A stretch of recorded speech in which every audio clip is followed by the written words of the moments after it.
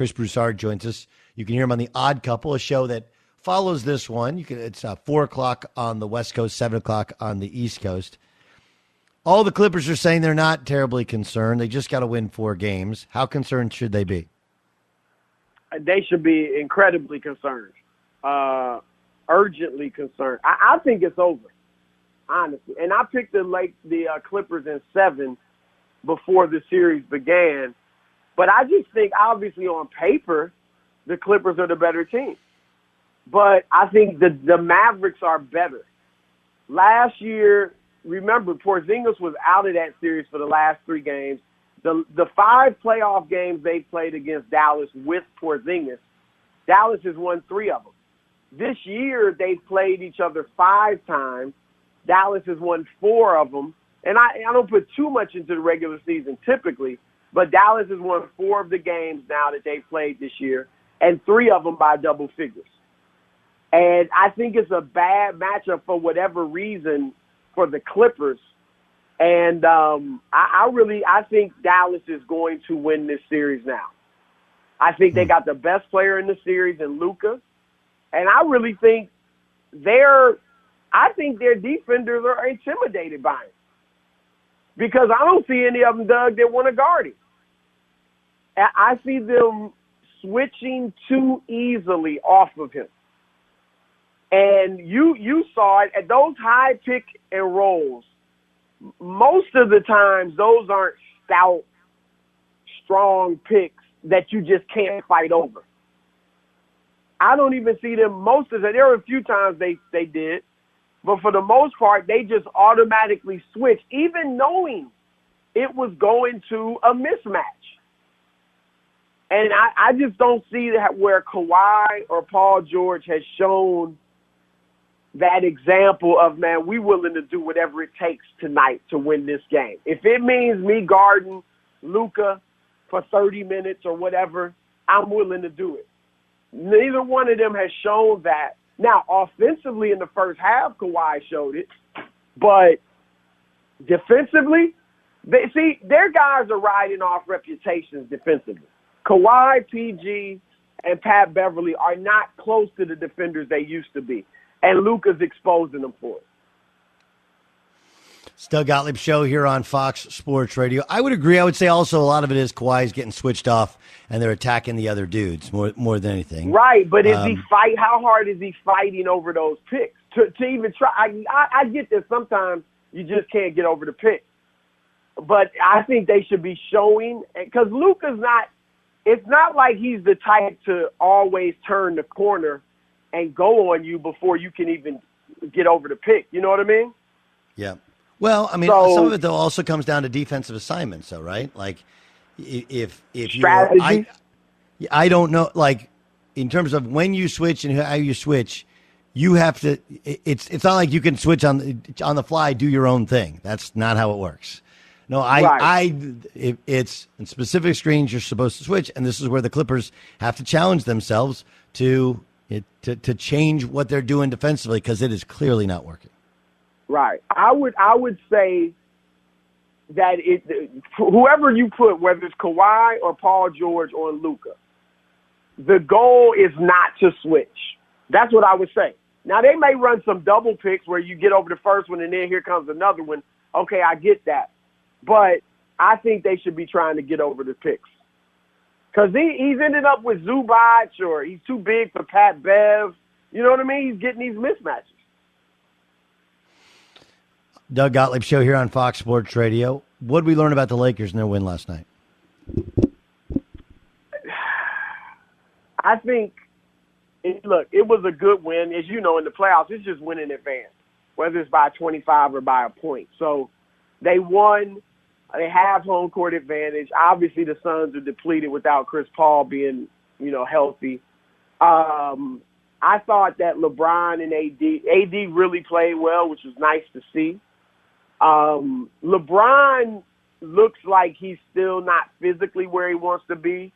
And I think he's playing a very smart, he looks like a savvy floor general. It feels like he's making all the right decisions on that end of the floor. And his shot is falling. Like, he's really shooting it well. And he doesn't look like he's really having to exude too much energy on the offensive end. And I thought yesterday they did put it together on the defensive end. So as he gets back physically, as the playoffs go on, I think he's going to really play well for them. But it was a good one. I think the big thing is that Anthony Davis answered the call. I would say this too, Doug. I've been saying that if the Lakers are going to play Anthony Davis and Andre Drummond together, then they need to play big, not just be big and then still do drive and kick all the time and look for the three, but play big, meaning go inside. And I get it that AD doesn't just post up on the block, but last night he was driving more. He was backing down the defenders and just getting more in the paint. Andre Drummond obviously did it to some degree. I like that because they have an advantage over most teams with their size, but I don't think they generally play big even when they have the size advantage. And I thought last night, especially in the first half, that they did do that. Chris Broussard, our guest on the Doug Gottlieb Show here on Fox Sports Radio. Obviously, the Bucks survived the first game and then dominate the Heat. Are the Heat done? I don't think they're done. I picked the Bucks in 7. I still feel like it's going to be a long series. Look, I think the Bucks are the better team, clearly. But the Heat's toughness bothered them last year, and I think it bothered them in Game 1. But Game 2, Milwaukee just got hot. And you know, Doug, we saw so many blowouts this year during the regular season. It's probably going to continue like this because of the prominence of the three ball. If one team's hot and the other isn't, you're going to get blowouts. And I think that was more so what happened. Not to take anything away from the Bucks defense and the other things they did well, but they really got hot from three, and that allowed them to just pull away, and it was over. Miami, look, Jimmy Butler can't shoot. Last year, remember, he was able to shoot well from three in the playoffs. But generally, he's not a good shooter, and you're seeing it in this series. Tyler Hero isn't doing what he did in the bubble. You know, that bubble was a strange play. And I think Miami really was comfortable in that bubble. And now we're back to normalcy. And I think they're not a great team. They're a solid team with a lot of heart. And so I think Milwaukee beats them. But I think Miami will still make a decent showing and make this a series. What do you think of the supposedly Donovan Mitchell's personal team cleared him, and then the team, when he got up from his nap, said he wasn't cleared? Yeah. I feel like this is still a hangover from the Kevin Durant injury of 2 years ago. Teams being way overly cautious. Look, if they win tonight and they win that series, I don't know if the team is any worse for the wear. Yeah, I agree. If they win it, and they obviously need to win tonight. And I think missing Mitchell, he's huge because, Doug, in the playoffs, you need a guy, or you need a few guys, actually, that can break down the defense. When you just need a bucket and they know what you're doing, but they can't stop you.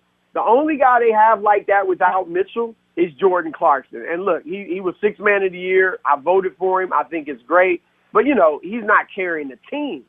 And so they really miss Mitchell. If they don't have Mitchell, I actually think they could get beat by Memphis. But to your point about the training staff, look, I think on one hand, you would salute and applaud the Jazz, right? They are looking out for this guy's best interest. I don't think it's similar to the Durant thing because, I don't even think we had to be doctors. We all were looking at that this guy can't play. There's no way he can play. And I'm shocked that they even let him out there. I don't think this is obviously that serious. But I applaud the team for putting the players' health ahead of just trying to get a win.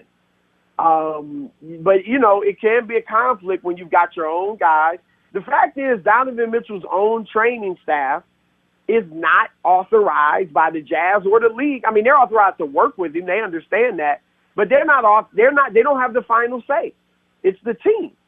And so the team can do that. And I just think at the end of the day, they were looking out for his best interest. I get it. He's angry and upset, but he should not let this become like a huge rift to where if they go out, whenever they go out in the postseason, because that with players now, I know he's locked up for several years, but it's not beneath